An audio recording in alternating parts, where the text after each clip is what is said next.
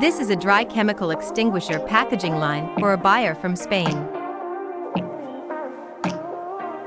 And it weighs to fill. It fills the powder under vacuum negative pressure.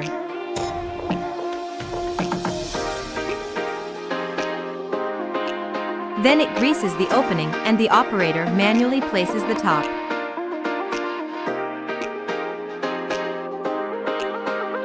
Before sealing the top, turn the body and make sure the wall hook faces the operator. It will automatically detect the handles, clamp them and seal the stop. The angle between the handles and the wall hook can be 90 degrees. Finally, it comes to the labeling station.